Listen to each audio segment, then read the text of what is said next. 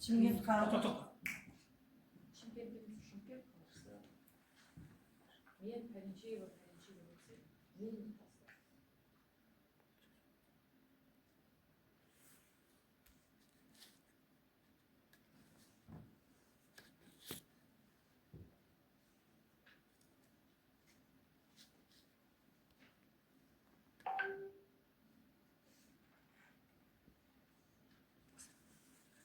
Шымкент қаласы номер 60 жалпы орта білім беретін мектебінің бастауыш сынып мұғалімі Караева Гүлжауһар Ермекбайқызы.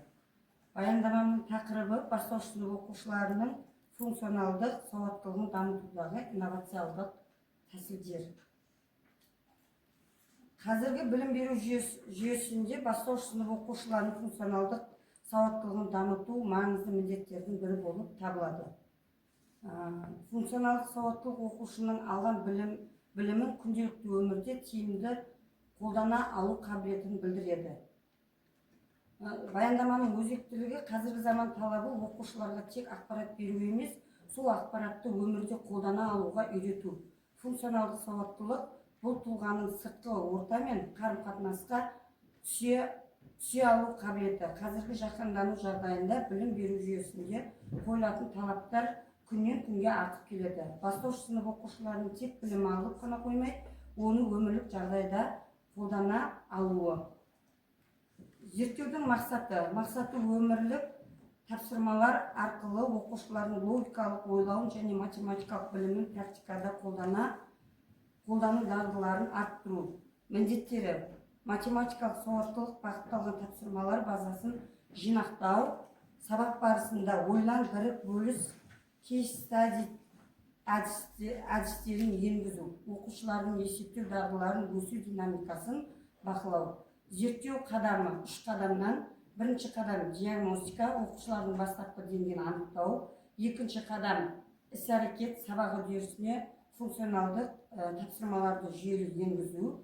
Үшінші мониторинг, қалыптастырушы бағалау арқылы ілгерілеуді бақылау. Инновациялық тәсілдердің маңызы: қазіргі заманда дәстүрлі оқыту әдістері жеткіліксіз. Сондықтан мұғалімдер оқыту инновациялық тәсілдерді қолдану қажет. Бұл тәсілдер оқушылардың қызығушылығын арттырып, белсенділігін күшейтеді. Инновациялық тәсілдер ойын технологиялары, сын тұрғысынан ойлау технологиясы, ақпараттық коммуналдық технологиялар, жобалық оқыту әдістемесі, саралап және пәнмен тілдік кіріктіріп оқыту. Мен өз тәжірибемде оқытудың белсенді әдістері сыни тұрғысынан ойлау, түртіп алу және өмірлік жағдаяттар. Мысалға, математиканы өмірмен байланыстыру үшін мынандай тапсырмалар түрлерін қолдандым. Бірінші, мектеп асханасы тапсырмасы: оқушыларға ас мәзіріменен белгілі бір сома беріледі. Ол ең пайдалы әрі тиімді түскі асты таңдап, қалған ақшаны есептеу керек. Мектеп асханасында сорпа 400 теңге, палау 800 теңге, котлет пен гарнир 700 теңге, салат 300 теңге, нан 100 теңге, шырын 500 теңге, компот 250 теңге. Оқушының қалтасында 1500 теңге бар деген тапсырмалар. Бірінші, оқушы өзіне ең пайдалы және тиімді түскі асты таңдау керек. Кемінде 3 түрлі тағам болуы тиіс: негізгі ас, сусын және қосымша тағам. Екінші, таңдаған тағамдарының жалпы құнын есепте. Үшінші, қанша ақша үнемделгенін, қалғанын тап. Егер оқушы 200 теңгеден артық ақша үнемдесе, ол десерт, балмұздақ сатып ала алама. Сонымен қатар күрделі қосымша тапсырма, күрделі жоғары деңгейдегі оқушыларға берілетін тапсырма: 1500 теңгеге ең көп ақша түрлі тағам алуға болады. Егер екі оқушы бірігіп 3000 теңгеге ас алса, олар қаншаны қалай тиімді жұмсай алады. Бұл бірінші тапсырмамыз. Екінші тапсырма менің бөлмем жобасы, яғни периметр мен ауданды өткен кезде қолданылатын тапсырмалар. Бөлменің сызбасын сызып, еденге қанша метр линолеум кету керек екенін есептейді. Әр оқушы өзінің бөлмесін мысалға алып есептеуге болады. Үшінші, логикалық лабириттер бұл оқушының шешім қабылдау жылдамдығын арттырады. Бастау нүктесі 10, яғни әр қадамда бір есеп беріледі. Мысалға 10 қосу 5, егер жауабы 15 болса, 2 қадам алға жүр. 15 көбейту 2, егер де жауабы 30 болса, 3 қадам алға өт. 30 азайту 12, егер жауабы 18 болса, 4 қадам алға өт. Егер 18 бөлу 3 берілсе, оның жауабы 6 шығу керек. Осылай арғарай бала тығырықтан шығу жолдарын қарастырады. Сен лабириттен шыға алдың ба? Тапсырманың сұрақтары. Екінші, қай қадамда қателесу мүмкін болды? Өз лабиринтіңді құрастырып, кемінде 4 қадам жаса. Күрделі, осы логика бойынша күрделі есептер беру, есептерді қиындатып, көбейтіп бөлу немесе аралас амалдармен беруге болады. Ол кезде уақытқа, орында, мысалы 1 минут ішінде 10 қадам жүруге деген сияқты. Сонымен қатар зерттеу нәтижелері. Зерттеу барысында оқушылардың математикалық сауаттылығы 3 деңгей бойынша бақыланды. Төмен, яғни формула бойынша есептеу, тек қана оқулықта берген формулалармен. Ал орта, қарапайым өмірлік жағдайда математика тілінде аудару. Ал жоғарғысы ол шығармашылық, күрделі мәселелерді талдап, тиімді шешім табу.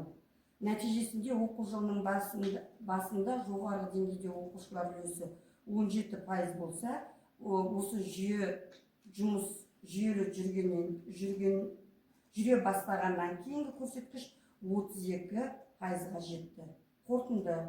Қорыта келе бастауыш сынып оқушыларының функционалдық сауаттылығын дамыту, инновациялық тәсілдерді тиімді қолдану заман талабы. Бұл бағытта инновациялық тәсілдерді тиімді пайдалану әр мұғалімнің кәсіби міндеті. Осындай әдістерді жүйелі қолдана арқылы біз білімді бәсекеге қабілетті ұрпақ тәрбиелей аламыз. Білімді өмірмен ұштастыра алған оқушы ғана болашақта табысты тұлғаға айналады. Білімді мыңды жырар, білікті бірді жырар демекші, сапалы білім мен дұрыс бағытталған оқыту жарқын болашақтың кепілі. Ұсыныс: бастауыш сынып оқушыларының функционалдық сауаттылығын дамыту мақсатында білім беру үдерісіне инновациялық тәсілдерді жүйелі түрде енгізу ұсынылады. Ең алдымен сабақ барысында оқушылардың өмірмен байланысты тапсырмалар орындауында мүмкіндік беретін әдістерді, яғни жобалы оқыту, проблемалық жағдаяттар, ойын технологияларын кеңінен қолдану қажет. Бұл олардың алған білімін тәжірибеде қолдану дағдысын қалыптастырады. Тыңдағандарыңызға рахмет.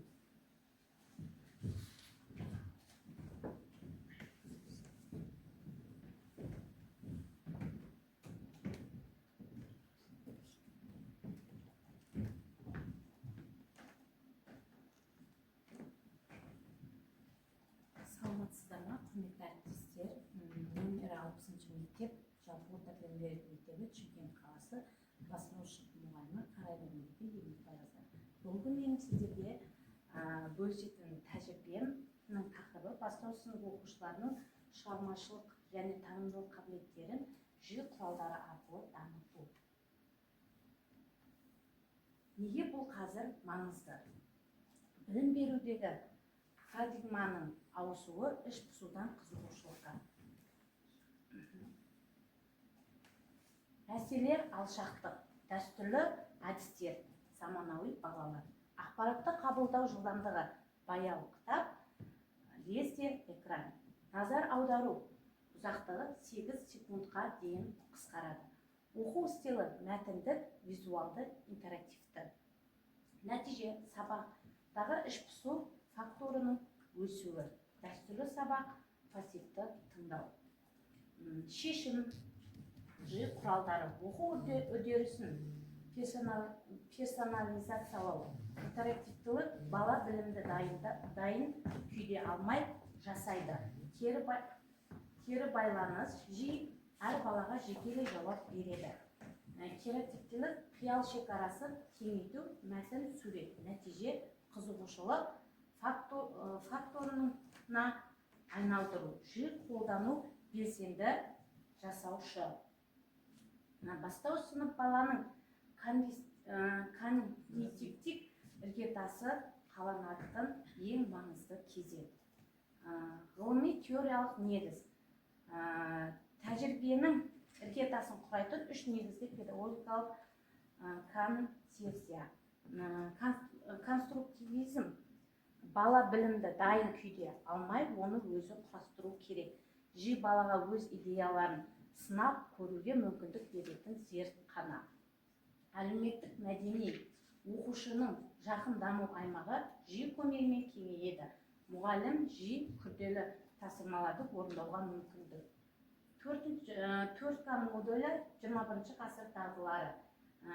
Креативтілік, критикалық ойлау, коммуникация, корпорация.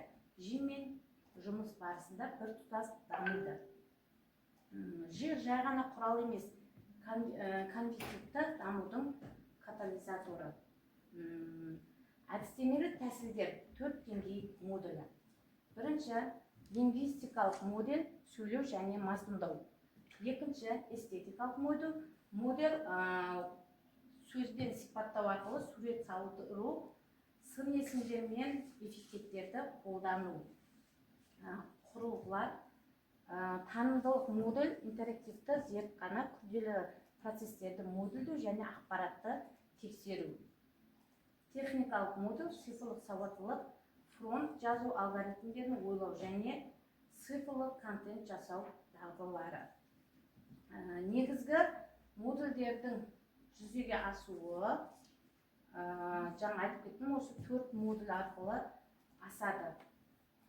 Ары қарай танымдық және техникалық модульдер.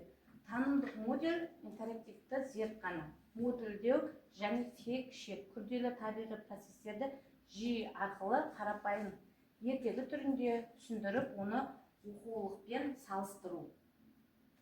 Тапсырма жауабын оқулықтағы 45 бетпен салыстырып, қай жер сәйкес келмейді деп балаға салыстыру арқылы, дәстүрімен салыстыру арқылы тапсырманы орындап тұруға болады. Техникалық модель, цифрлық құралдар және промпттар. Промпт инженерия негіздері. Балалар жүйеге дұрыс пәнмен промпт беруді, алгоритмдерін ойлауды және цифрлық этиканы үйренеді. Бұл жерде мына құралдар арқылы жүзеге асырылады. Нәтиже 4 жыл зерттеу кезіндегі нәтиже қазір балалардың 38%-дан 88%-ға шейін өсті. Одан кейін функционалдық сауаттылық 42-ден 81-ге дейін. Цифрлық құрылғы 10%-дан 95%. Ал өз бетінше іздену 25-ден 79. Қазіргі таңда бізде барлық балаларымыз компьютер болсын, телефон болсын, өздеріне керек нәрселердің бәрін тауып ала алады.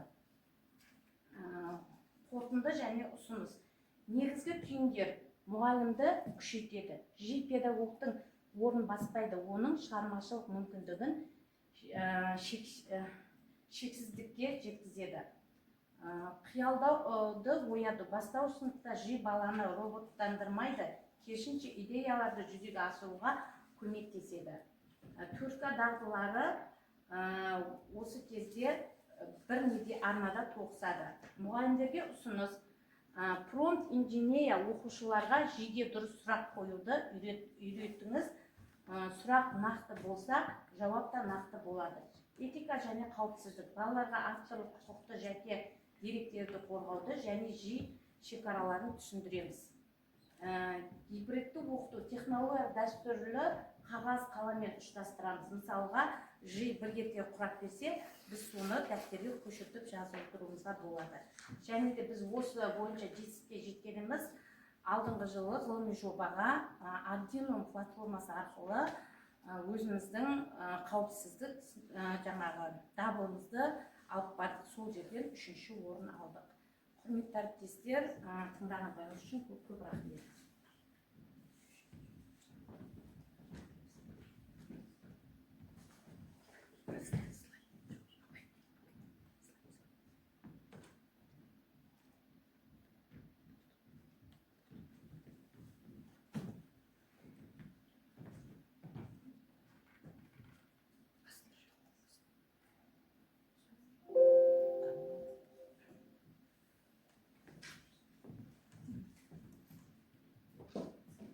Саламатсыздар ма?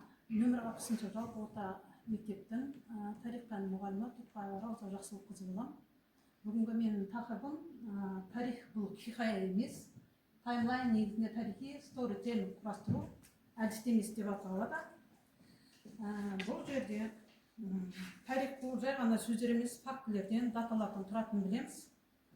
Осы уақытқа дейін біз тарихты әңгімелеп, хикаялап айтып келдік. Енді бұл жерде біз таймлайн негізінде сторителлинг құрастыру әдістемесін енгізіп отырмыз. Неліктен бізге бұл қажет? Өйткені бізге жаңа формат енгізуіміз керек. Өйткені осы уақытқа дейін біз дәстүрлі түрде сабақ өтілсе, енді қазіргі заманға сай жиды пайдалануымыз қажет. Жаңа форматта өтуіміз керек. Дәстүрлі әдісіміз дата, факт, датаны жаттау керек болатын болса, ал жаңа әдісте біз біріншіден осы тақырыпты түсінуіміз қажет екен. Сол түсінуіміз арқылы біз хикаялай аламыз және сезімімізді білдіре алады екенбіз. Таймлайн дегеніміз бұл жерде уақыт сызығы, біз тарих сабағында да уақыт сызығын өтеміз. 2,5 миллионнан бастап қазіргі уақытқа дейінгі аралықта уақыт сызығы деп атаймыз. Енді сол әр уақыт сызығында нүктеге, әрбір жылға біз оқиғаны айтып бере алсақ болады. Өйткені 2,5 миллионда жаңағы сызғыш ретінде пайдаланып, сол 2,5 миллионды белгілей отырып, қазіргі жылғы 2026 жылға дейін жылды жазып шыға отырып, оқушыларға айтуымыз керек. Мына жылдағы бірінші кестені көрсете отырып, қандай оқиға болып жатыр. Сол кезде әр нүктеден олар кадрға ауысу, болмаса нүктеден бейнеге енгізу. Оқушы соны өн бойынан кіргізіп, соны біле отырып айтып беруіміз керек екен. Енді осы уақытқа дейін жаңа айтып отырмыз ғой, қаңқадан бейнеге деп, жаңағы біздің сызғышымыз қаңқа болатын болсақ, біз соны бейнелеп айтқызып жеткізуіміз керек екен. Ол жерде тарихи тақырып кетеді, уақиға кетеді, және де осыдан қорытынды кетеді. Ол жерде жаңағы біз айтып отырмыз, тас дәуіріндегі 2,5 миллион жыл болатын болса, оқушы сол тарихта айтады, қай жылы басталғанын, және ол тас дәуірінде нелер болды. Сол ішінде айтылса, ең сонда қорытындыда тас дәуірінен біз кейінгі тас дәуіріне өттік деген сияқты қорытындыны 3 сөйлеммен айтып жеткізе алу керек екен. Енді бұл жерде біз мына жерде органайзерлер мен графикалық құралдар деп отырмыз. Органайзер дегеніміз ұйымдастырушы, ақпаратты жүйелеуге, уақытты және жоспарлауға тиімді бізге тиімді жеткізе біледі екен. Ол жерде біз кластер әдісін айта аламыз, фишбон әдісін, ген диаграммасы, интеллект карта, кестесі. Бұның бәрін сіздер білесіздер. Кластер деген орталықта тақырып болса, соған сызықша ретінде қандай тас дәуірінде немен айналысты, ол жерде еңбек құралдары қандай болды, нені қоректенді деген сияқты біз кластер әдісін пайдаланамыз. Фишбон, оны да білесіздер. Енді мен одан ары қарай үшінші таймлайн уақыт сызығы, былайша сторителлинг айналудың 3 қадамы дейді. Сторителлинг дегеніміз хикаялау. Сонда біз тарихты хикаялауымыз қажет екен. Жаңағы мен айтып отқан қаңқадан бейнеге дегенім бірінші тақырып болу керек. Жаңағы бір нүктені айтып отырмын ғой, мысалы 1991 жылы деген нүктеге келген кезде оқушы айту керек. 1991 жылы біз тәуелсіздікті алдық, ол жерде оқиға, қандай оқиғалар болды. Біз сол жерде қаншама 15-16 мемлекеттің арасынан кеңес одағында біз тәуелсіз, ең дербес, ешкіммен соғыспай біз жеттік деп айта алсақ болады. Қорытындысында біз тәуелсіз мемлекет атандық. Осы сияқты қаңқадан бейнеге жан бітіруіміз керек екен. Енді кейіпкерді енгізу. Бұл жерде кейіпкерді енгізу, бұл тарихи хандарды, батырларды алсақ болады.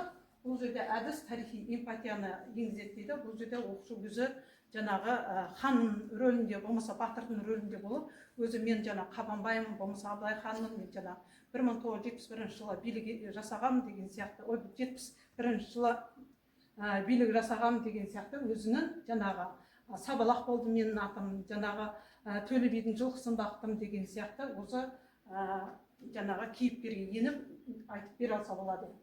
Одан кейін бізде драматургия, бұл әр немізде де бар біздің бұл жерде мәселеде, өйткені ешбір біздің жаңағы оқиғамыз күрессіз, жаңағы соғыссыз болмаған, осыны енгізіп балалар өз өн бойынан айтып берсе болады. Мысалы 1900 жаңа недегі көптеген ақтабан шұбырынды болған жылдар, елімай неліктен шыққан, осының бәрін қалай шықты өн бойынан, сонан бір нәрсесін айтып жеткізіп беру керек екен оқушы бұл жерде.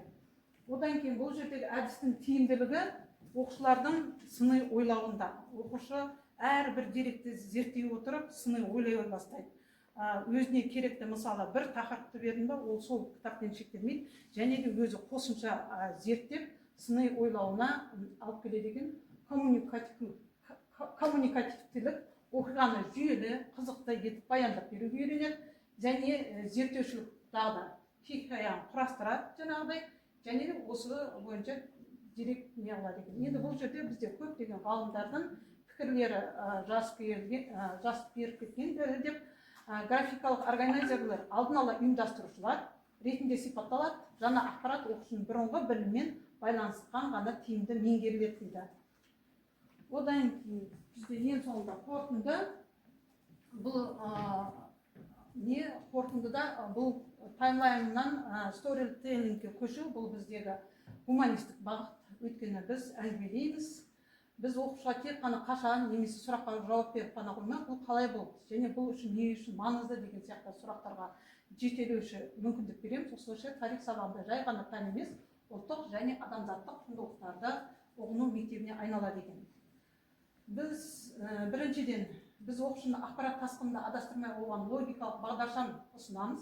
Ол фактілердің арасында байланысты көріп, тарихтың қаңқасын түсінеді.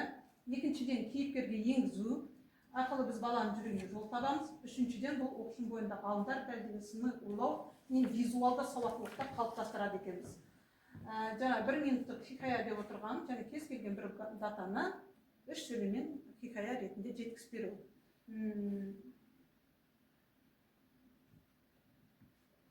Тыңдағандар, біздің мақсатымыз оқушыға тарихты жаттау емес, оған тарихты сезіндіру және одан сабақ алуға үйрету. Органайзер бұл біздің қолымыздағы құрал, ал сол құралмен шәкірттің зердесіне ізгілік пен білімнің суретін салатын сіз бен біз екен. Тыңдағандарыңызға рахмет.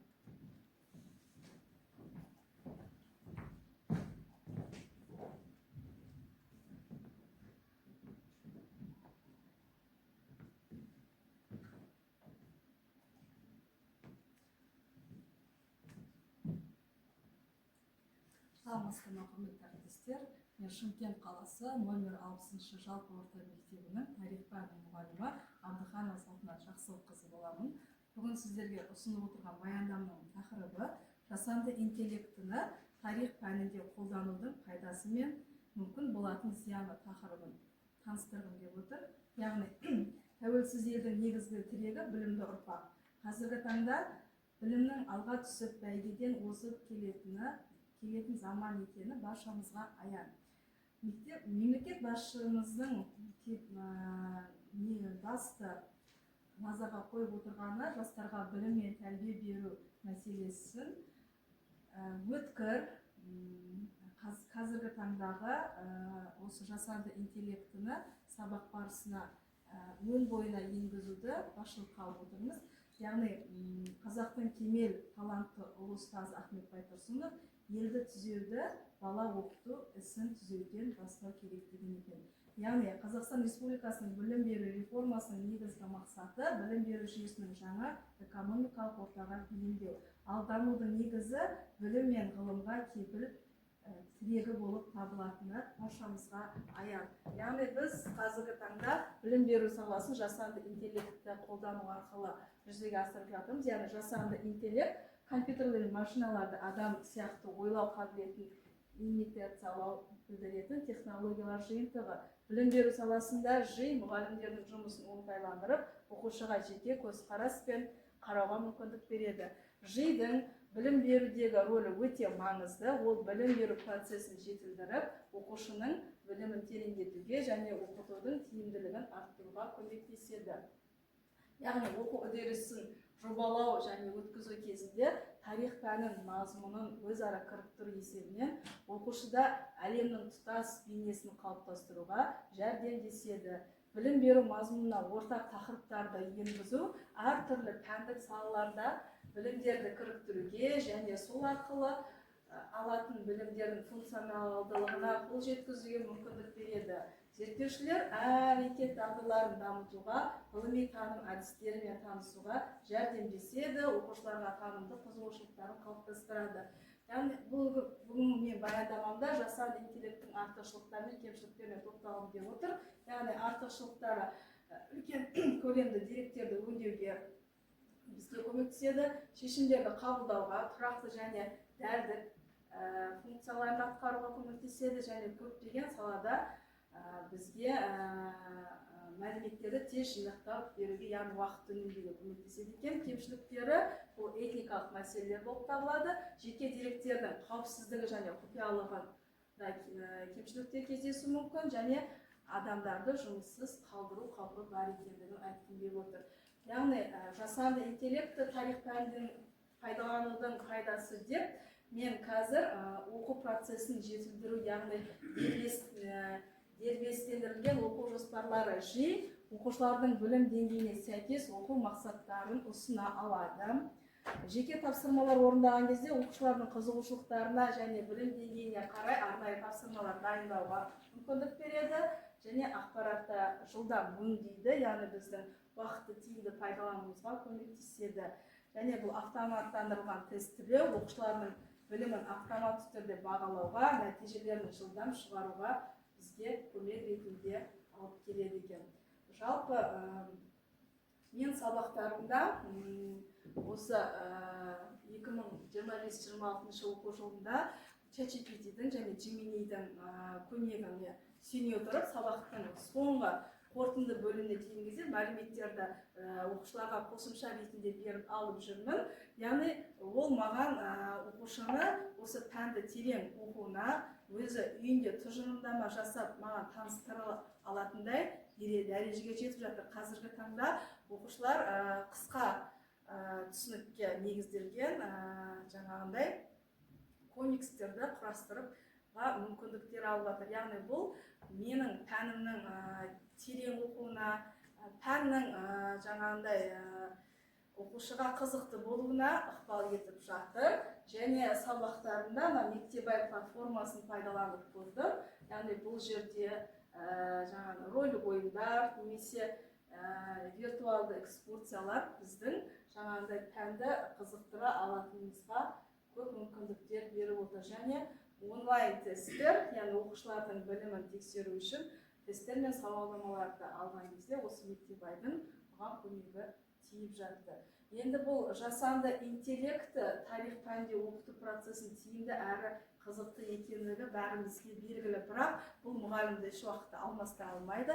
Кез келген жасанды интеллектіні сабақ барысында пайдаланған кезде оны жіберіп жатқан қателіктерін мұғалім басқарып отыру керек және берген тапсырманы жүйелі, қысқа, түсінікті етіп құрастырған біз үшін өте тиімді. Яғни біз оны көмекші құрал ретінде сабақтың өн бойында әзіргі таңда пайдаланып жүрміз. Яғни ол бізге уақыт үнемдеуге, пәннің терең және қызықты өтуіне әзірге көп мүмкіндіктер беріп отыр.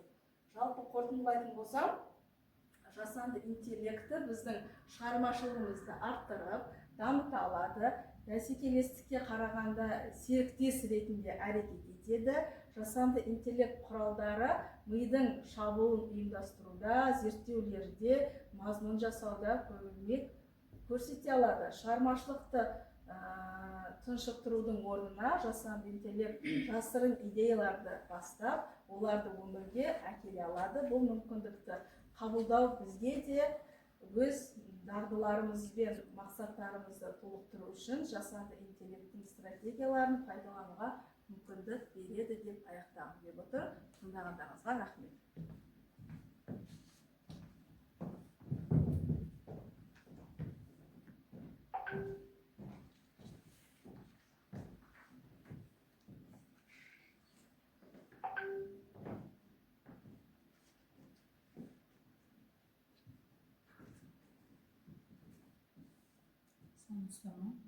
Шымкент қаласы Абай ауданы нөмір 60 жалпы орта білім беретін мектептің бастауыш сынып мұғалімі Сарбаева Жаңа Дауысбайқызы. Бүгінгі менің баяндамамның тақырыбы ойындар мен өлең жырлар арқылы бастауыш сынып оқушылардың зерттеушілік, танымдық және коммуникативтік дағдыларын дамыту, авторлық бағдарламасын ашу. Қазіргі білім беру жүйесінің мақсаты оқушыны тек білім алушы емес, өздігінен ізденетін, ойлайтын, талдайтын, қарым-қатынас жасай алатын тұлға ретінде қалыптастыру. Әсіресе бастауыш сынып кезеңі баланың танымдық қабілеті мен шығармашылық әлеуеті қарқынды дамитын тұлғалық негізгі қаланатын маңызды кезең. Осы орайда ойындар мен өлең жырларды тиімді қолдану, зерттеушілік, танымдық және коммуникативтік дағдыларды дамытудың пәрменді құралы. Бұл әдістер баланың ішкі қызығушылығын оятып, оқуға деген оң көзқарасын қалыптастырады. Бастауыш сыныптағы бала қоршаған ортаны көбіне ойын арқылы таниды. Ойын оның табиғаттағы әрекеті, ішкі қажеттілігі. Сондықтан оқу үдерісін ойын элементтерімен байыту баланың қызығушылығын арттырып қана қоймай, білімді саналы меңгеруіне жағдай жасайды.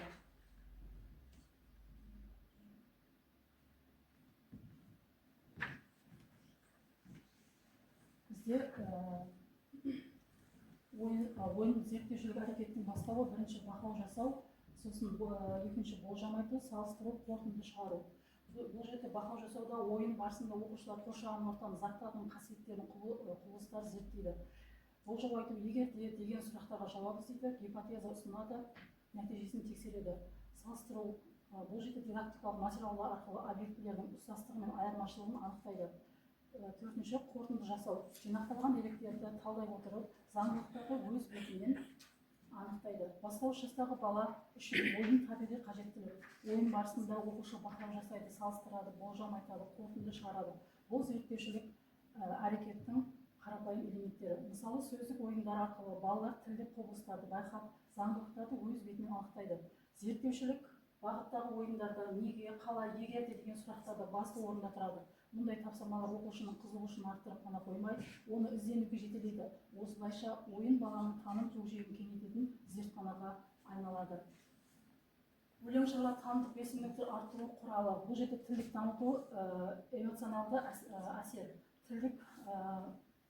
Тілдікмен дамытуды сөздік қорын байытуы, грамматикалық құрылымдарды меңгеру, дұрыс сөйлеу дағдыларының қалыптасуы. Ал енді эмоционалды әсерде сезім арқылы қабылдауды күшейтуі, әуезді ырғақ пен ұйқастың әсері. Өлең мен жыр халық даналығының ұлттық құндылықтарының көрінісі. Бастауыш сыныпта өлеңдерді мәнерлеп оқу, мазмұнын талдау, жалғасын табу немесе ой шумағын құрастыру сияқты жұмыстар оқушылардың тіл байлығын есте сақтау қабілетін қиялын дамытады. Өлең арқылы бала қоршаған ортаны таниды, табиғат құбылыстарын, адамгершілік ұғымдарды түсінеді. Танымдық белсенділік мәтінді талдау, негізгі ойды анықтау, кейіпкерлер әрекетін бағалау арқылы қалыптасады. Сонымен қатар жыр жаттау, зейінді шоғырландыру мен есте сақтауды жетілдіреді. Өлең жырлар баланың эмоциялық әлеміне әсер етіп, сезім арқылы қабылдауды күшейтеді. Әуезді ырғақ пен ұйқас оқушының мәтінді тереңірек түсінуіне, мазмұнды есте сақтауына ықпал етеді. Бұл жерде мәтінді талдау, негізгі ойды анықтау, кейіпкерлердің әрекетін бағалау. Сыни тұрғысында ойлауды, өзіндік көзқарасты қалыптастыру, мәтінге баға беру. Ал шығармашылық келетін болсақ, жаңа идеялар ұсыну, өз шумағын құрастыру болып табылады. Бұл жерде коммуникативтік дағдыларды қалыптастыруда ойындар мен өлеңдер топтық жұмыстарда қолдану, оқушылардың бір-бірімен еркін қарым-қатынас жасауына мүмкіндік береді. Рөлді ойындар, сахналық қойылымдар, диалог құрастыру, пікір алмасу баланың өз ойын анық жеткізуіне, тыңдай білуіне, өзгенің пікірін құрметтеуге жетеді. Бұл жерде төрт бөлікке бөлінген өз ойын арқылы жеткізу, дәлелді саналы сөйлеу, тыңдай білу, басқаның пікірін құрметтеу, бірлесе жұмыс істеу, ортақ мақсатқа жету, келісімге келу, топтық шешім қабылдау. Топтық жұмыста олар ортақ мақсатқа жету үшін бірлесіп әрекет етеді, тапсырманы бөлісу, идея ұсыну, бір-бірінің пікірін толықтыру, өзара сыйластық пен жауапкершілік сезінеді. Пікірталас элементтерінде дәлелді сөйлеуге баулу, ойды жүйелі жеткізу, келіспеушілікті сөйлеу мәдениетімен шешу, өз пікірін қорғау қабілеті. Рөлге бөліп оқуда сөйлеу мәдениетін дамыту, дауыс ырғағы мен интонация, көпшілік алдында сөйлеу дағдысы кейіпкерге өзін сіңіру болып табылады. Коммуникативтік дағдыларды дамуы баланың сенімділігін арттырып, сыныптағы психологиялық ахуалды жақсартады. Әсіресе шығармашылық тапсырмалар оқушының өзін көрсетуіне жол ашады. Өлеңдерді рөлге бөліп оқу немесе шағын қойылым ұйымдастыру оқушылардың сөйлеу мәдениетінің дауыс ырғағына, интонациясына дамытуға ықпал етеді. Коммуникативтік ортада өскен бала өз ойын ашық айтуға дағдыланып, әлеуметтік тұрғыдан белсенді тұлғаға айналады. Сондықтан ойындар мен өлең жырлар кіріктіре қолдану тек білім берудің емес, тұлғалық дамудың да маңызы. Авторлық бағдарламаның 3 бағыты зерттеушілік және танымдық. Зерттеушілік бағыт, танымдық бағыт, коммуникативтік бағыт. Зерттеушілік бағытта бақылау, талдау, салыстыру, қорытынды жасау арқылы ғылыми жаңағы ойлау элементтерін қалыптастырады. Танымдық бағытта қызығушылықты ояту, білімді терең түсіну, шығармашылық ойлауды дамыту. Коммуникативтік бағытта еркін сөйлеу, пікір алмасу, топтық жұмыста жаңағы жұмыс істеу дағдыларын қалыптастыру. Ұсынылып отырған авторлық бағдарлама ойын технологиясын және әдеби материалдарды кіріктіре отырып 3 бағытта дамытуды көздейді.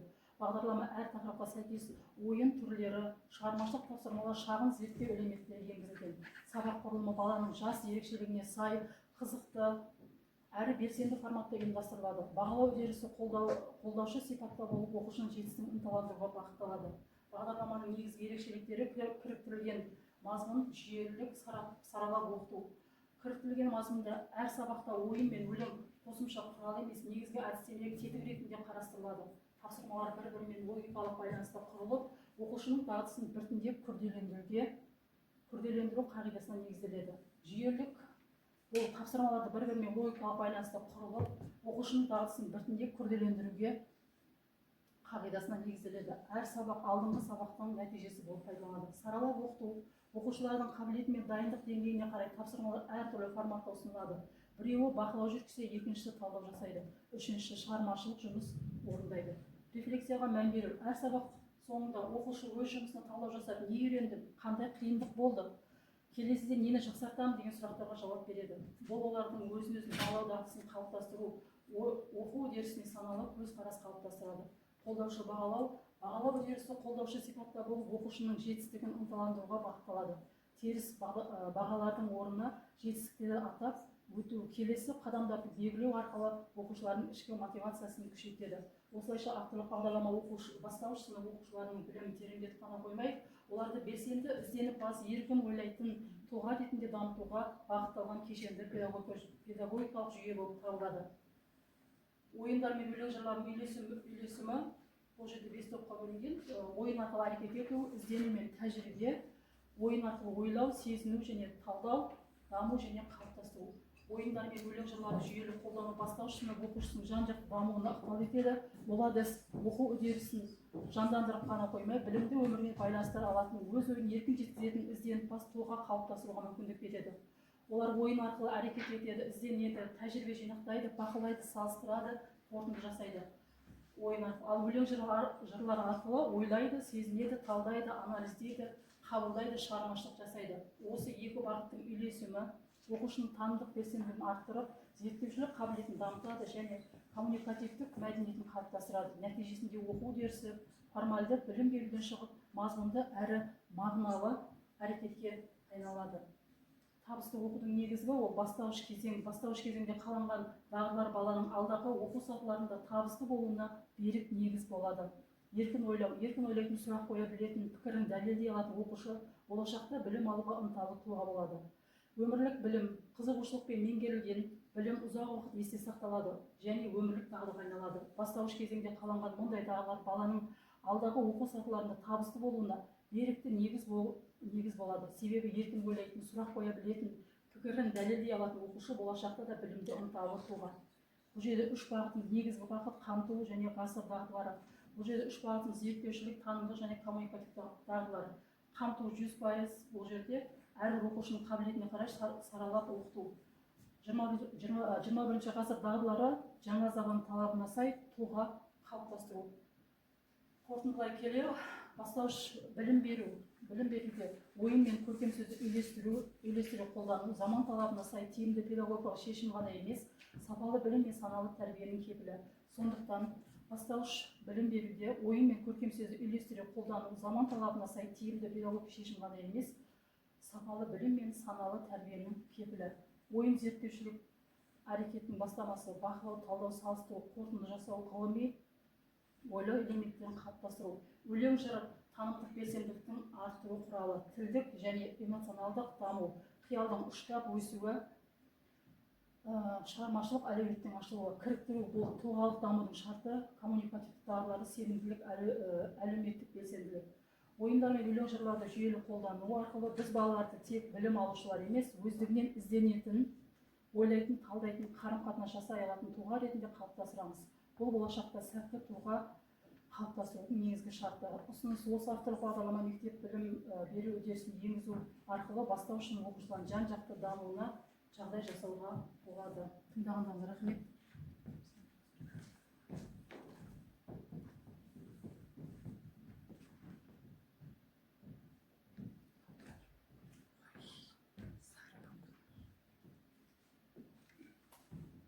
Саламатсыздар ма? Шымкент қаласы 60-шы жалпы орта білім беретін мектебінің ағылшын пәні мұғалімі Байымжанова Ақмарал Төлегенқызы.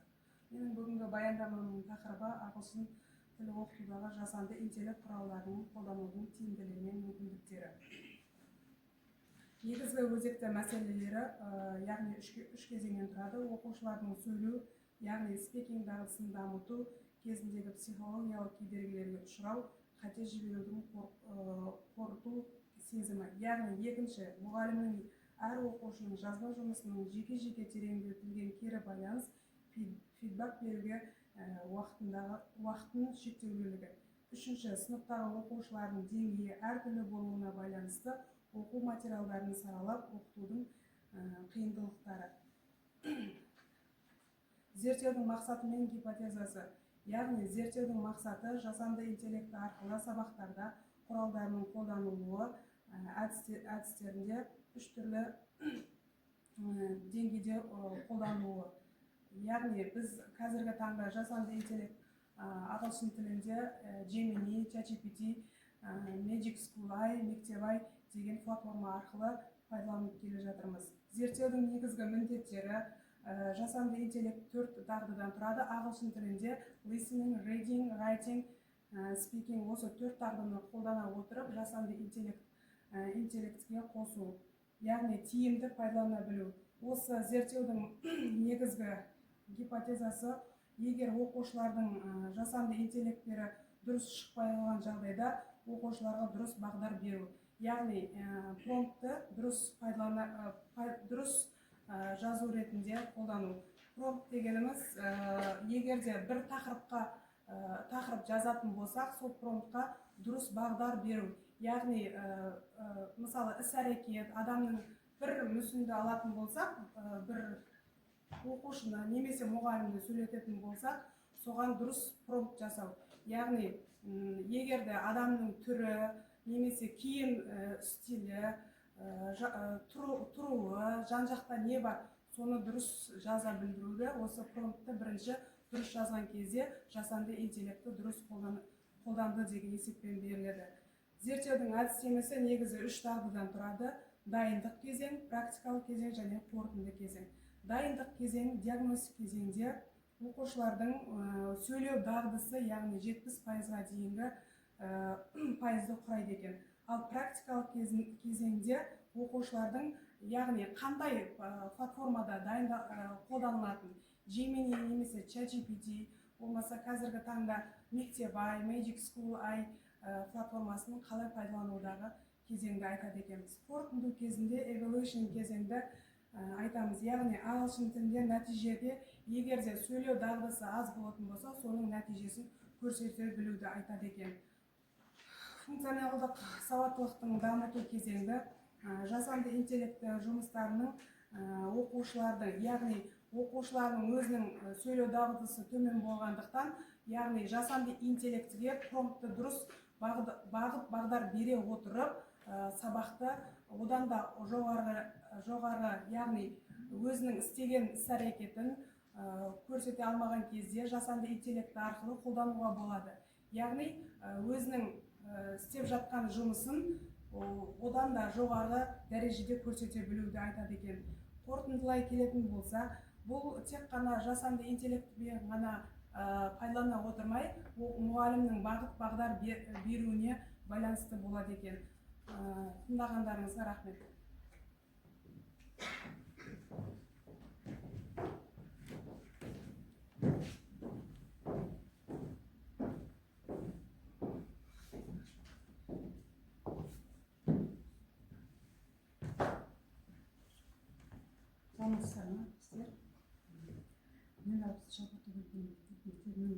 мектеп алды жетекшісі Шырғалбек Жантөрқызы. Енді осындай айтқым келеді. Ойын баланың негізгі іс-әрекеті, оның табиғи қызығушылығы. Бала барлық іс-әрекетті ойын арқылы өзінің жетіліп көруге бастайды. Тақырыбым мектепке дейінгі ұйымда ойын әрекетін ұйымдастыру және оның балалардың дамуы үшін маңызы. Мектепке дейінгі кезең баланың тұлғалық дамуының іргетасы қаланатын ерекше уақыт. Осы кезеңде бала қоршаған ортаны танып, алғашқы әлеуметтік тәжірибесін жинақтайды. Баланың табиғи қажеттілігі мен негізгі іс-әрекеті ойын. Сондықтан мектепке дейінгі ұйымда ойын әрекетін дұрыс ұйымдастыру оның жан-жақты дамуына тікелей әсер етеді.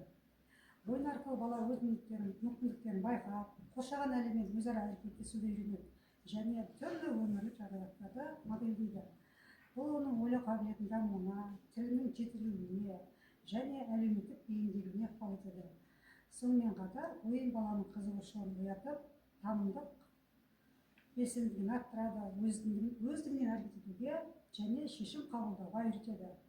Дұрыс ұйымдастырылған ойын әрекеті баланың бойында жауапкершілік, тәртіп, ынтымақтастық сияқты маңызды қасиеттер қалыптастырады.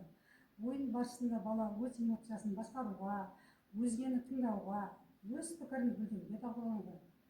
Бұл қасиеттер оның болашақта табысты тұлға болып қалыптасуына негіз болады. Сондықтан мектепке дейінгі ұйымдағы әрбір ойын баланың дамуына бағытталған мақсатты педагогикалық құрал ретінде қарастырылуы тиіс. Ойын бала үшін тек көңіл көтеру құралы емес. Ол арқылы бала ойлайды, сөйлейді, қарым-қатынас жасайды, қоршаған ортаны зерттейді. Ойын барысында бала түрлі рөлдерді меңгереді, өзін әртүрлі жағдайларда сынап көреді. Сол арқылы өмірлік тәжірибе жинайды. Бұл үдеріс оның танымдық, тілдік, әлеуметтік және эмоционалдық дамуына ықпал етеді. Сонымен қатар ойын баланың дербестігін қалыптастырып, бастамшыл болуына ойын барысында ол арқылы өмірлік тәжірибе жинақтап, бұл үдеріс оның Сонымен қатар ойын баланың дербестігін қалыптастырып, бастамшыл болуына мүмкіндік береді. Өз ойын әрекет жоспарлауға, таңдауға және нәтижесіне жауап беруге үйренеді. Ойын кезінде бала қателесуден қорықпай, жаңа әрекеттерді еркін байқап, бұл оның сенімділігін арттырады.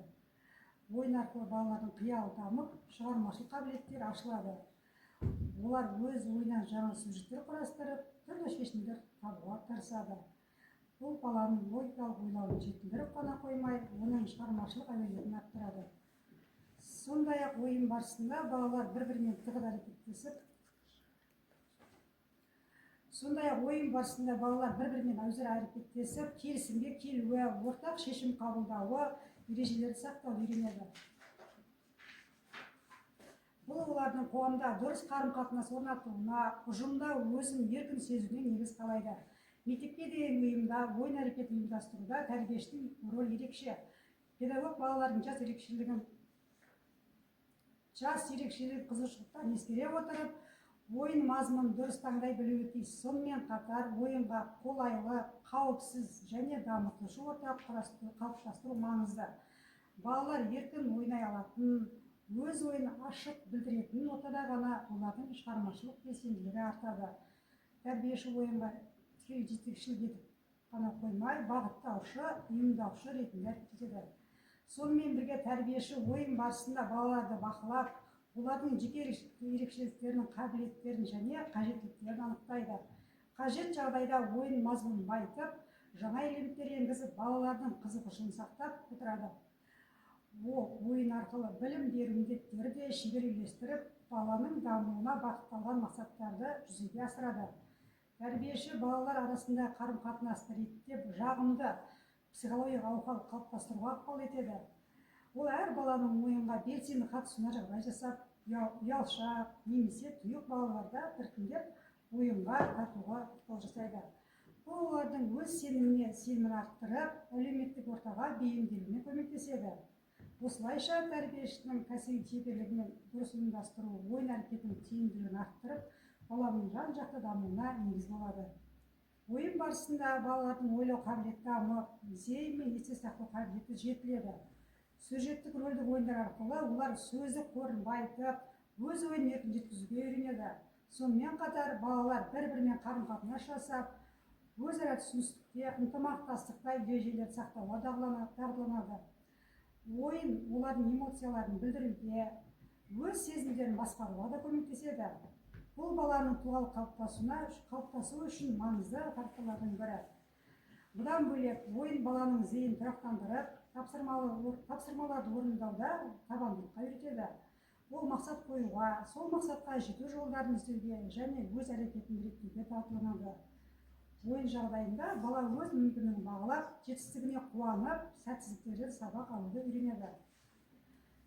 Сонымен қатар, ойын арқылы балалардың ұсақ және ірі моторикасы дамып, қимыл қозғалыс үйлесімдігі жетіледі. Бұл олардың дене дамуына ғана емес, жалпы психикалық дамуына да оң әсер етеді. Ойын барысында алынған тәжірибе баланың күнделікті өмірде өз бетінше әрекеттеуіне, жаңа жағдайларға тез бейімделуіне ықпал етеді. Ойынның тағы да бір маңызды қыры баланың шығармашылық қабілетін дамыту. Балалар қиялдап, жаңа жағдайлар ойлап табады, түрлі шешімдер іздейді. Бұл олардың болашақта өз бетінше ойлай алатын бастамашыл тұлға болып қалыптасуына негіз болады. Сонымен қатар, шығармашылық ойындар баланың эстетикалық талғамын қалыптастырып, қоршаған ортаға деген қызығушылығын арттырады. Бала өз ойын еркін жеткізіп, түрлі идеяларды жүзеге асыру арқылы тұлға ретінде сезіне бастайды. Ойын әрекетін ұйымдастыруда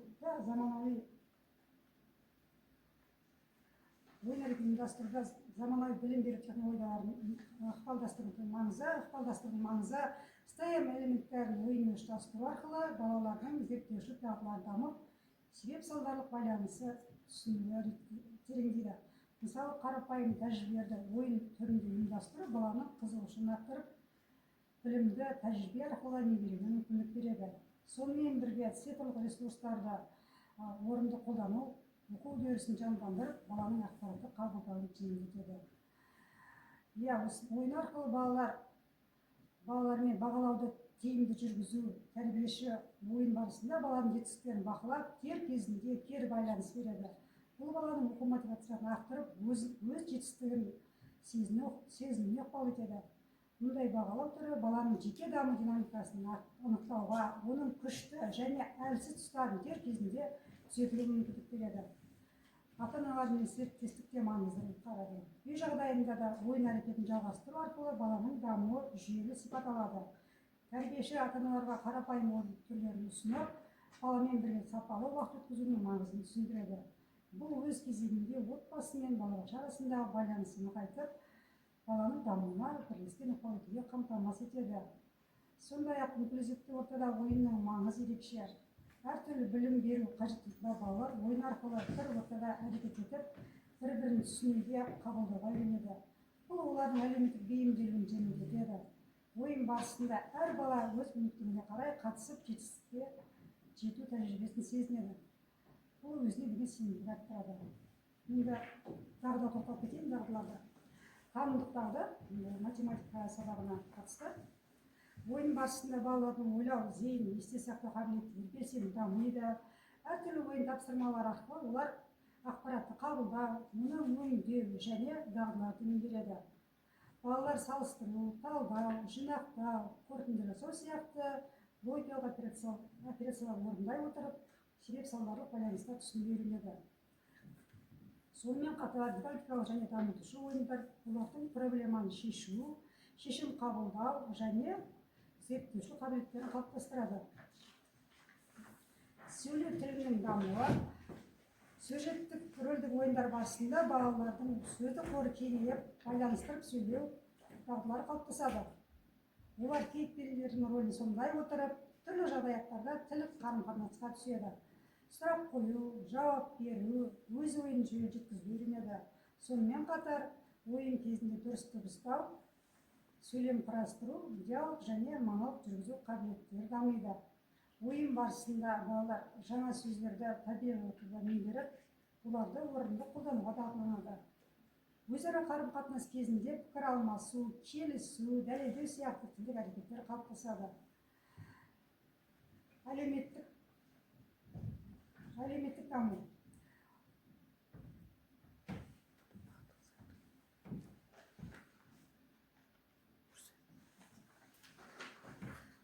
ойлай келе ойын әрекеті мектепке дейінгі білім берудің негізгі және тиімді құралы. Дұрыс ұйымдастырылған ойын арқылы бала білім алып қана қоймай, өмірге қажетті дағдыларды меңгереді.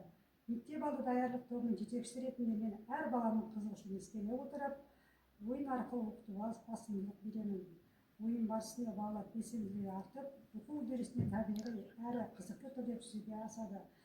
Себебі ойын баланың табиғи дамуының ең тиімді жолы және болашақ тұлғаның қалыптасуына берік негіз. Рахмет.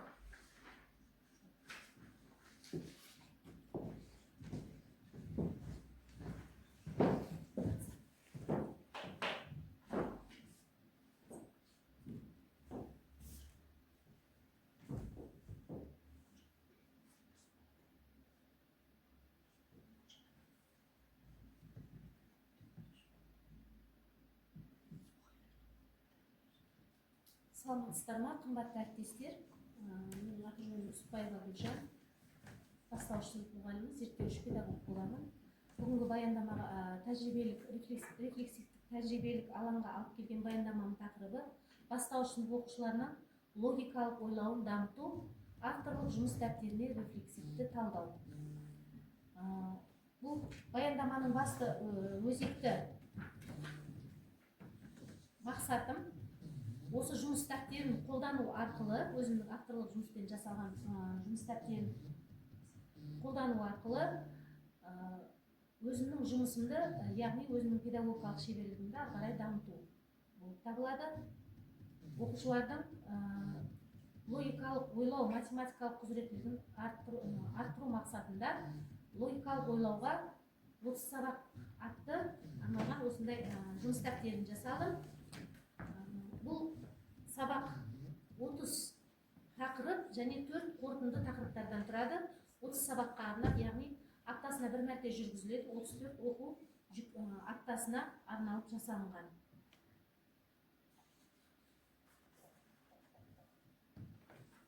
Жалпы бұл дәптер 4 кезеңнен тақырыптар бойынша 4 блокқа бөлуге болады.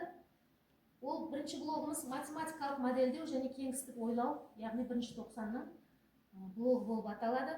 Бұл бөлімде негізгі тақырыптар сандарды тиімді дөңгелектеу, сандық әріптік ребустар, заңдылықтарды анықтау бойынша тақырыптар енгізілген.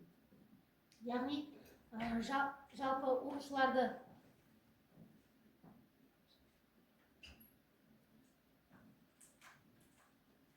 білім стандартына сай, үлгілік оқу жоспарында сай көрсетілген негізгі математика пәніне сүйене отырып, сабақта стандартты есептерді шығаратын болсақ, сабақтан тыс кезде сабаққа қосымша стандартты емес тәсілдермен оқушыларға есептер шығарту дағдысын дамыту болып табылды. Менің басты мақсатым ойлау дағдыларын жүйелі зейінді арттыру, пәнаралық байланысты арттыру болып табылды.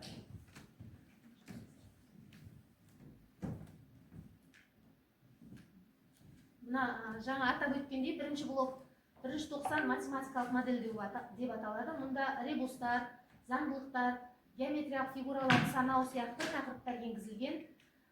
Дерексіз сандардан визуалды бейнелерге көшу, яғни стандарт емес, оңай уақыт үнемдеуге арналған тәсілдермен есептер шығару әдістерін пайдаланып, оқушыларға ойын түрінде, түрлі қызықты тапсырмалар түрінде жұмыс парақтары жасалынды. Екінші блок тиімді есептеу стратегиялары деп аталады. Ол екінші 90-да бөлінгіштік белгілер, гаусс әдісі, жою тәсілі арқылы есептер шығарады балалар. Мұндағы мақсат уақыт үнемдеу және есептеудің ең қысқа жолдарын табу болып табылады. Ерекшелігі стандарт емес алгоритмдерді қолдану. Үшінші блок қозғалыс және жиындар. Мұнда қозғалыстың түрлері, түрлі қозғалыс бағыттары, қашықтау, жақындау, қуып жету, қалып қою сияқты қозғалыс есептері, мәтіндік есептерді визуалды түрде сызба арқылы балаларға шешу жолдарын оңай тәсілмен үйрету көзделген. Эйлер дөңгелектері, 2 дөңгелектің қиылысы, 3 дөңгелектің қиылысы арқылы логикалық есептерді шығару мақсат көзделген. Және көбелек әдісі арқылы пропорциялық есептерді шығару, үлесті табу, пайызды табу сияқты тапсырмалар берілген. Төртінші блокта алгебралық логика деп аталады. Хауыз есептері, шифрлар, теңдеу құру немесе теңдеу шешу, x-тің құпиясы сияқты тақырыптар кіргізілген. Жүйелі ойлауды, синтездеуді және олимпиадалық деңгейге дайындық есептері кіріктірілген. Енді осы дәптерді рефлексивтік оқушыларыма мен осы оқу жылында қыркүйек айынан бастап қолданып келе жатырмыз. Қазір 26-шы сабақты өтіп біттік. Алда әлі 8 тақырыбымыз бар, бірақ осыған дейін оқушылар қолдану барысында мен қандай жетістікке жеттім және қандай өзгерістер болды, сол жайлы тоқталып өтейін. Тәжірибеден мысалдар келтірейін. Мысалы, геометрия бойынша нөмірлеу және бояу әдісі бойынша қателіктер оқушылардың 30%-ға азайды. Өйткені мұндағы логикалық тапсырмаларды орындау барысында фигура санау сияқты, фигураларды бояу немесе ауданын табу, кеңістік ойлау қабілеттері балалардың артты. Гаусс әдісі арқылы мен мынандай жетістікке жеттім. Уақытпен жарыс ойынын ұйымдастырдым. Сабақ үстінде оқушылардың бір тобына Гаусс әдісімен формуланы пайдаланып жылдам тізбектелген сандар қатарын қосуды үйретсем, пайдалану тапсырмаларын берсем, келесі топқа калькулятормен тізбектеп қосу арқылы тапсырма беріп отырып, уақытпен жарысқан кезде балалар Гаусс әдісімен әрине жылдам тауып отырды. Осындай жетістіктерге жеттік. Осы ойын арқылы интуицияны дамыттық. Қозғалыс есептерінде координаталық сәуле қолдану арқылы немесе сызба, модель, суретті модельдерді қолдану арқылы 50-60%-ға балалардың есепті талдау дағдысы, шешу, оңай жолын жылдам табу дағдысы өсті. Зерттеу нәтижесі және тұжырымдар бойынша оқушы үшін қандай тұжырым айтамын. Өз-өзіне сенімділік, сыни ойлау дағдысы қалыптасты, талдау қабілеті артты балалардың. Мұғалім үшін, өзім үшін сабақты зерттеу дағдысының дамуы әдістемелік трансформация, яғни өзім әдістемелік жағынан түрленіп, дамып, ағарай шеберлігімді арттырып жатырмын. Қоғамдастық бойынша осы тәжірибе алмасу және желілік қауымдастықтарға тарату менің басты мақсатым осы жұмысымды. Қорытынды және болашақ. Менің жоспарым алдағы осы жұмысым бойынша, осы дәптер бойынша, қазір оқушыларының барлығы осы жұмыс дәптерімен жұмыс жасап жатыр, логикалық сабақтарда, математика және логика сабағында. Дәптерді цифрлық форматқа енгізіп, оған интерактивті тапсырмаларға көшіру жоспарым. Ұраным, рефлексия жасай білетін мұғалім ғана бәсекеге қабілетті шәкірт тәрбиелейді. Яғни рефлексияны тек оқушыларға ғана емес, өзімізге де жасап, өзіміздің жұмысымызға талдау жасап, сараптап, рефлексия жасағанда ғана нағыз ұстаз болады екенбіз деген ұранды өзім ұстанып отырмын. Тәжірибе тарату мүмкіндігім кәсіби қауымдастық аясында бұл жұмыс дәптерін желілік қауымдастықтар арқылы әріптестеріммен бөлісетін боламын. Назарларыңызға рахмет.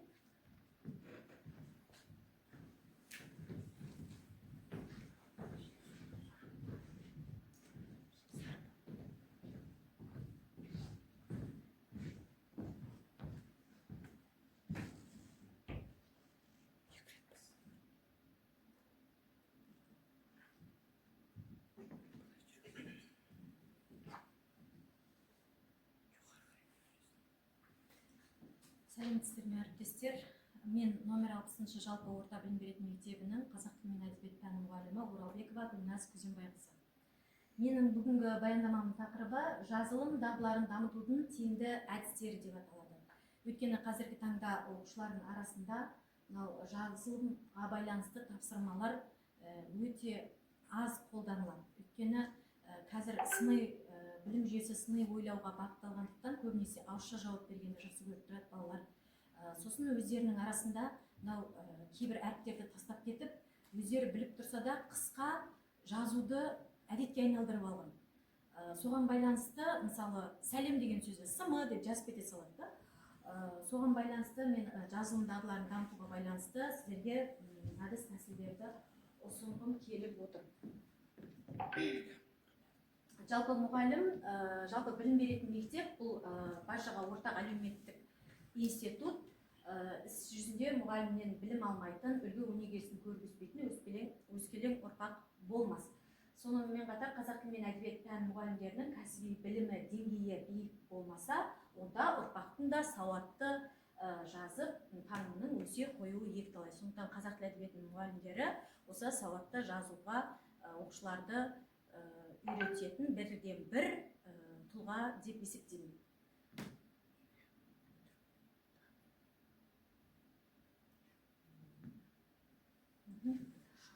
Енді біз сауатты жазым дағдысын дамытуда жалпы сауаттылыққа байланысты балаларда біз грамматикалық қатесіне қараймыз. Яғни одан кейін пунктуациялық қатесіне қараймыз. Жалпы грамматикалық қателерді жібермеу үшін бала ол бастауышта осы 42 әріпті түгел меңгерсе, онда грамматикалық қателер кетпеуі тиіс деп ойлаймын. Сонымен қатар пунктуациялық қателерді бізде көбінесе жіберіп отырады, қателікті жіберіп отырады. Пунктуацияны жақсы меңгерген бала, онда ол грамматиканы да жақсы білсе, пунктуацияны да жақсы білсе, онда ол жазым дағдысы жақсы дамыған, қатесіз, сауатты жазатын оқушы болып шығарылады. Енді тыныс белгілеріне тоқталатын болсам, жалпы пунктуация деген сөз ол латын тілінен шыққан нүкте деген мағынаны білдіреді екен. Яғни белгілі бір ойды аяқтайды. Енді тыныс белгілер бізде сөйлемнің ортасында, сөйлемнің соңында келетін тыныс белгілер болады. Яғни сөйлемнің соңында келетін тыныс белгілер бұл бір ойдың аяқталғандығын білдіріп тұрады. Енді сөйлемнің ішінде келетін тыныс белгілер ол сөйлемнің құрамын, оның қандай бөлшектерден тұратынын, ол бөлшектердің бір-бірімен қарым-қатынасын байқатып тұрады. Енді функционалдық сауаттылық деп алғаным бұл тыныс белгілер сан жағынан онша көп болмағанымен, бірақ олардың мағыналары, қолданылатын орындары жағынан алуан түрлі болып келеді. Мысалы айтатын болсақ, мен бүгін мектепке барамын ба дегенде сұрақ белгісін қойдық па, сөйлемнің соңында тыныс белгісін, егер сұрақ белгіден кейін леп белгіні қоятын болсақ, онда ол риторикалық сұрауға айналады. Яғни бұл жерде біздің бір тыныс белгіміз сөйлемнің мағынасын ауыстырып жіберіп отыр. Сол сияқты біз тыныс белгіні оқушыларға жақсылап меңгертуіміз қажет, оның ережесімен деп ойлаймын.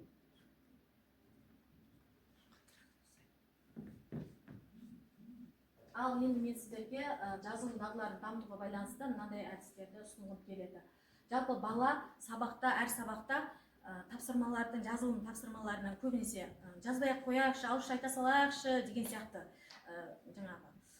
уәждер айтып жатады, бірақ сол уәждерді естімеу үшін мұғалім бірінші әртүрлі тапсырмалар, әртүрлі формада ұсыну керек деп ойлаймын. Мысалы, бір тақырыпты оқығаннан кейін соған сәйкес құрылымын жоспарлауға байланысты. Жоспар құру деген сияқты. Одан кейін әртүрлі жанрда мәтіндер құрастыру, сипаттау мәтінінде, талқылау деген сияқты. Немесе поэзия, проза жанрында да мысалы тапсырмаларды орындатқызуымызға болады. Сонымен қатар жазба жұмыстарын да әртүрлі формада ұсынуға болады. Мысалы, күнделік жазғызу.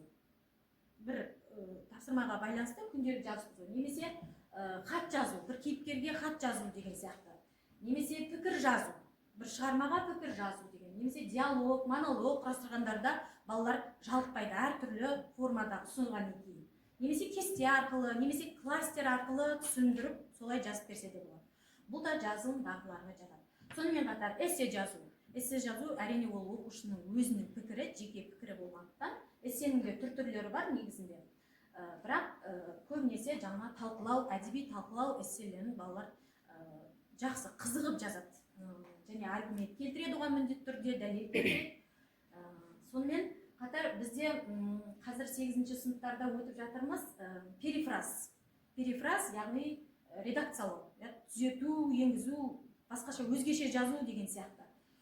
Яғни оқылған, жазылған мәтіндерді талдау, қателерді табу, немесе қайта түзетіп жазу сияқты тапсырмаларды орындатқызсаңыздар, осы жазылым дағдыларын дамытуға әсер етеді деп ойлаймын.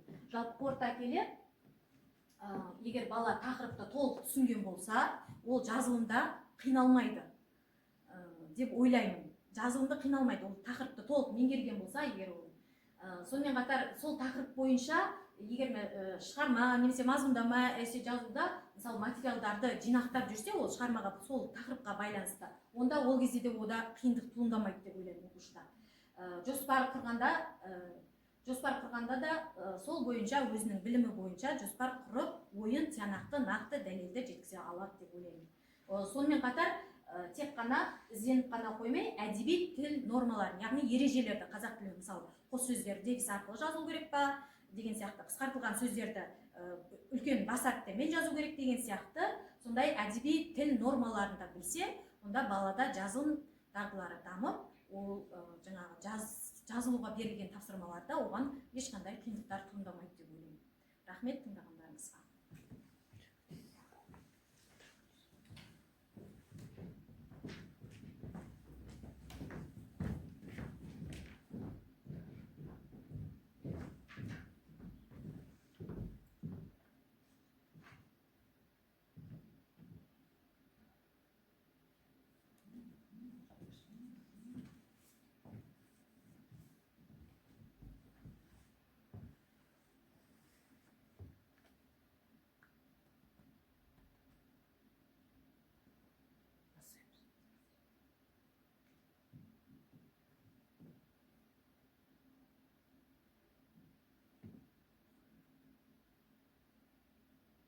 Саламатсыздар ма, құрметті әріптестер. Мен номер 60-шы жалпы орта білім беретін мектебінің математика және информатика пәнінің мұғалімімін.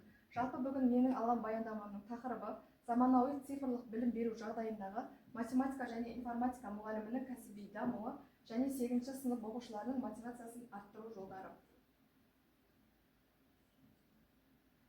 Бірінші кіріспе математика мен информатика заманауи технологиялардың соның ішінде жасанды интеллект ай мен робототехниканың негізі. Сондықтан бұл екі пәнді оқушының күнделікті өмірімен және болашақ мансабымен байланыстыру бүгінгі педагог ғалымның басты миссиясы.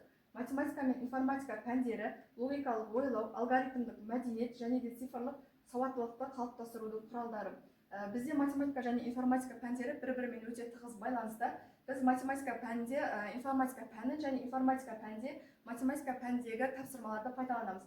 Мысалы айта өтетін болсам, мен 8-ші сыныпта математика сабағында өткен квадраттық функция есебін информатика сабағында Excel'де кестемен жұмыс жасау барысында біз графиктарды салған болатынбыз. Келесі бізде цифрлық білім беру ортасы және оның тиімділігі. Цифрлық білім беру ортасы ол білім процестерін ұйымдастырудың жаңа формасы, оны оқыту процесі бізге икемді, қолжетімді және қызықты етеді. Цифрлық құралдардың артықшылықтары, оқу материалдарын визуалды түрде ұсыну, оқушының өз бетінше білім алуына мүмкіндік беру, жедел кері байланыс және де білім бағалаудың автоматтандырылған жүйесі болып табылады. Келесі бізде STEM робототехника және пәнаралық байланыс. STEM дегеніміз бұл оқушылардың функционалдық сауаттылығын дамытуға бағытталған әдіс болып табылады. Мен өзім өтетін 8-ші сыныпта математикалық модельдеуде және де жобалық жұмыстарда қолданыламыз. Мысалы, оқушылар ақылды үй жобасын жасап, онда датчиктер мен алгоритмдерді қолданылады. Бұл математика, физика және информатика пәндерін біріктіреді. Және қосымша айта өтетін болсам, бізде смарт бала сайысы болды. Сол жерде менің оқушыларым желдеткіш жасап, датчиктерді пайдаланып жасаған болатын. Келесі жасанды интеллект және білім беру үдерісі. Жасанды интеллект білім беру саласында кеңінен қолданылуда. Ол жеке оқу траекториясын қалыптастырады, оқушының деңгейін анықтайды, тапсырмаларды автоматты түрде бейімдейді. Мысалы, есеп шығару кезінде қателерді талдап отырамыз және чат-бот арқылы сұрақтарға жауап беріп отырамыз. Келесі 8-ші сынып оқушыларының психологиялық ерекшеліктері. Бұл жаста оқушылар эмоциялық тұрақсыздық байқалады, өз-өзіне дәлелдеуге ұмтылыс артады, достық қарым-қатынас маңызды болып табылады. Бұл жерде мұғалім қолдау көрсетуі, сенім артуы, әділ бағалауы өте маңызды. Бұл баяндама 8-ші сынып оқушыларының психологиялық ерекшеліктерін, математика және информатика интеграциясын ескере отырып дайындалды. Мұғалім тәжірибесінен байланысты ұсыныстар. Бірінші пәнаралық байланысты күшейту, әрбір математикалық тақырыпты информатикадағы алгоритммен байланыстыру. Екінші визуалды контент. Бұл 8-ші сынып оқушыларының визуалдары, яғни презентациямен сабақты көрсету оқушылардың есінде көбірек қалады. Және сол презентацияда өзіміздің ұлттық оюларды пайдаланатын болсақ, ол біздің құндылығымызға да кіріктірілген болып табылады.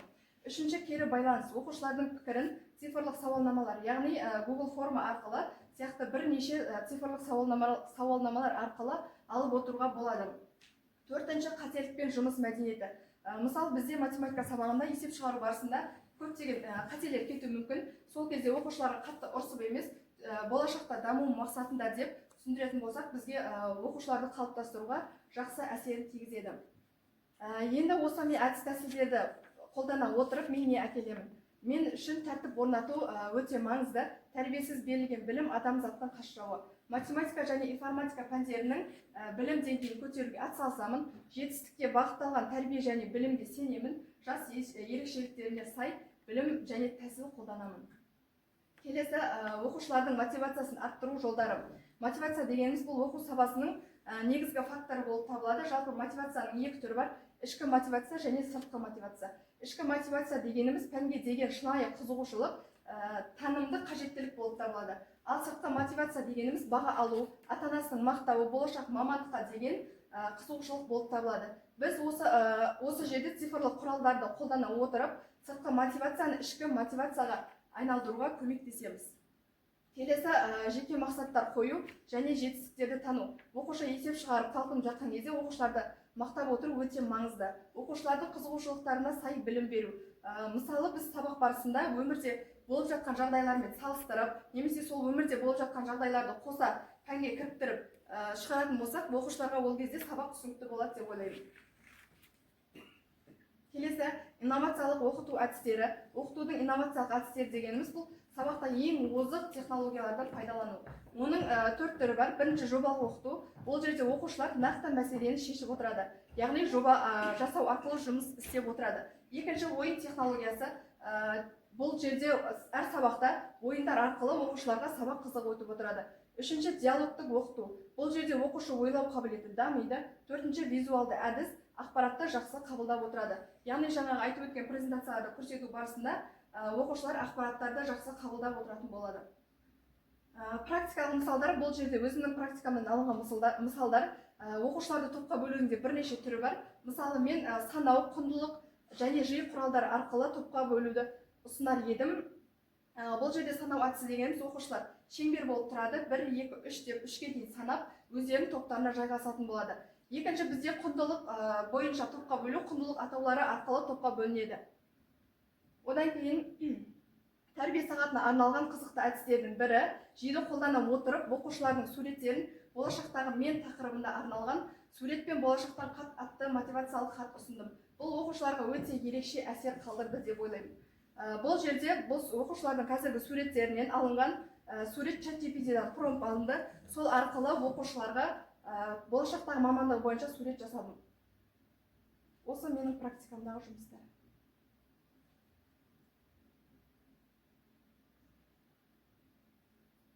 Бұл да тәрбие сағатына арналған жұмыстардың бірі болып табылады.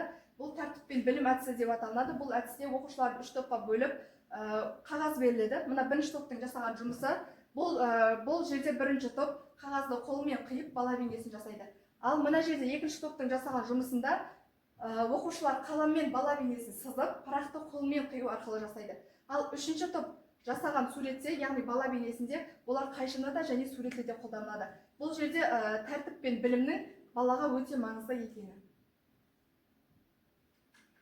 Мынау бізде қолданылған 2 шар әдісі. Бұл жерде достардың арасында келіспеушілік болған жағдайда қолдануға болатын әдістердің бірі. Бұл жерде оқушыларға 2 шар беріп, ортаға тұрғызып, екеуіне үрлетесіз.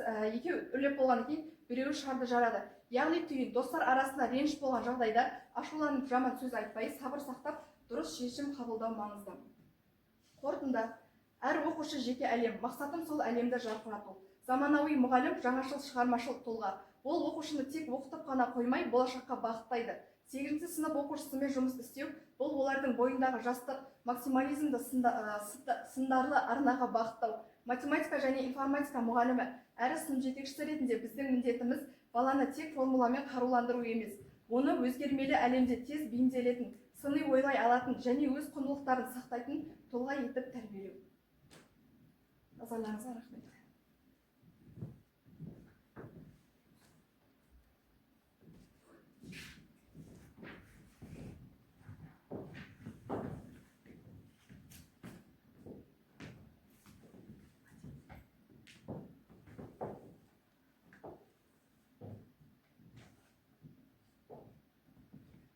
Саламатсыздар ма, құрметті әріптестер. Менің нөмір 60 жалпы орта білім беретін мектебінің математика пәні мұғалімі Сыдықова Гүлнұра Нұриденқызы.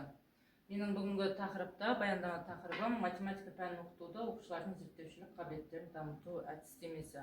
Жалпы бұл әдістемелік құрал ретінде былтыр жарық көрген. Енді сол бойынша жалпы өз немді баяндамамды айтып өтейін деп жатырмын. Келесі тақырыпта мақсатым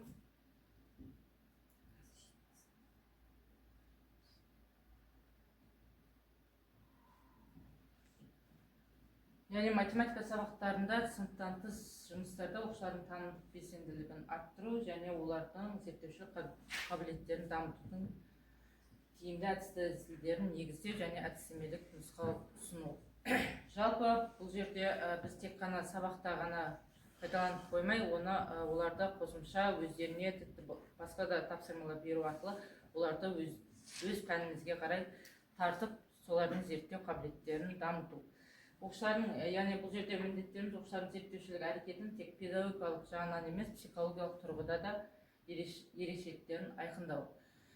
Математика есептерді шығару барысында тек қана, яғни көбінесе бізде геометриялық сауалдарда, яғни ол балаларға тек қана жай сөзбен, қарапайым сөзбен ғана емес, оларды визуализация арқылы өз айналасындағы дүниелермен байланыстыру арқылы тапсырмаларды түсіндіру, яғни элементтерін көрсету. Және логикалық есептерді тек қана бала сөзбен ғана емес, соларды өзінің логика көз алдына елестете алатындай етіп, өз мәтінімен, өмірмен байланыстырып арқылы жеткізу. Сонда ғана балаға өзінің зерттеу, яғни өзіндік сұрақтар туындау арқылы зерттеу қабілеттері дамиды. Келесі математика. Жалпы математика бұл ғылымдардың логикалық негізі, яғни математика сабағы оқушының дұрыс ойлау мәдениетін қалыптастырады, зерттеушілік белсенділігі мен зерттеушілік қабілеттерін дамытады. Оны шыңдай түседі және ғылыми дүние танымын қалыптастыруға септігін тигізеді.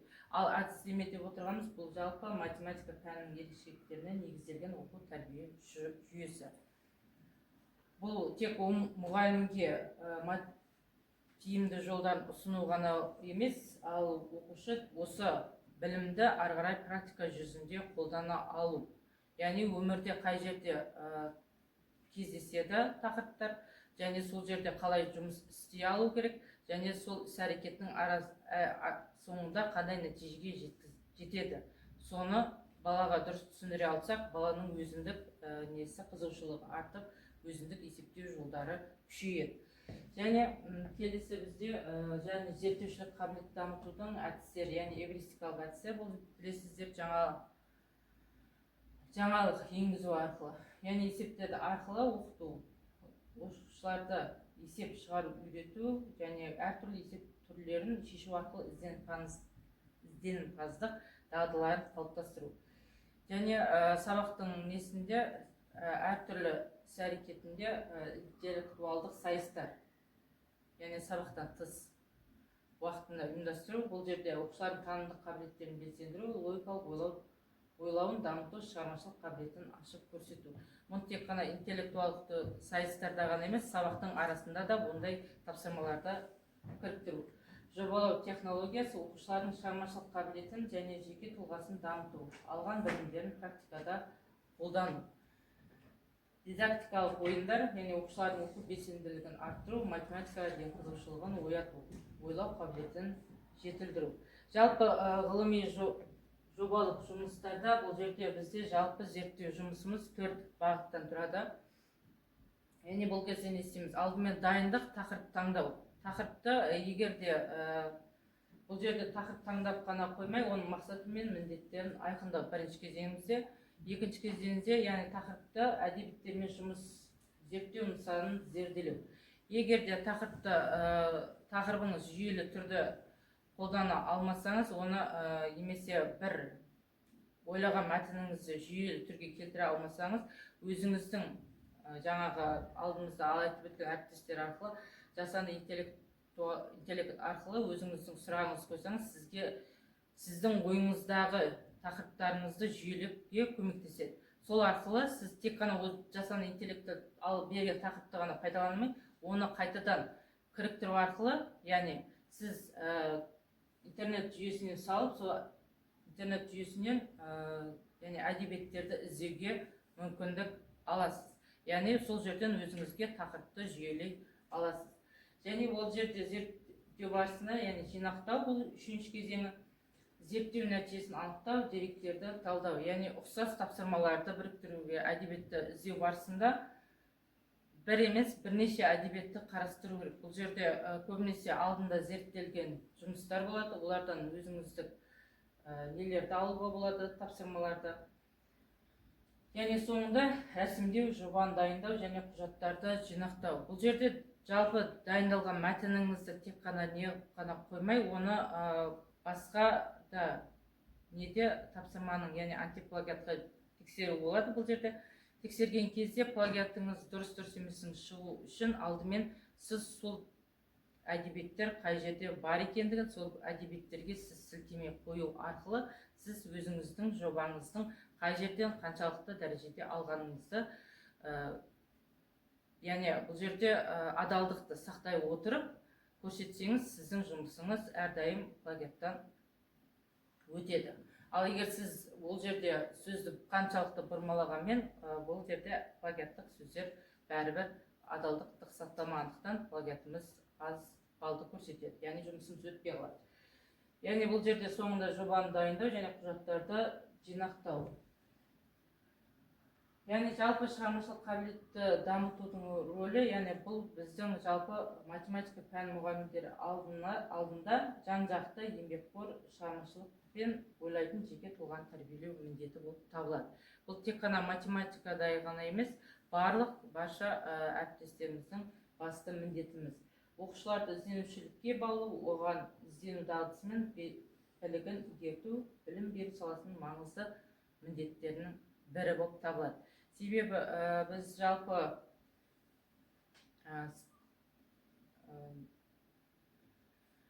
қабілетті, яғни заманымызға талапқа сай жан-жақты қабілетті оқушыны дайындау үшін, ол үшін өзімізде сол қабілетке сай, яғни заман талабына сай өзімізде іс-әрекетте болуымыз қажет. Жалпы сөзімді қорытындылай келетін болсам, яғни математиканы оқытуда зерттеушілік қабілеттерді дамыту, бұл тек пәндік білім беру емес, болашаққа бағдарлама тұлғаны қалыптастыру. Яғни болашаққа дайын ақпараттық мәдениеті жоғары жеке тұлғаны қалыптастыру үшін біз соған заман талабына сай мұғалім болуымыз қажет. Жалпы назарларыңызға рахмет.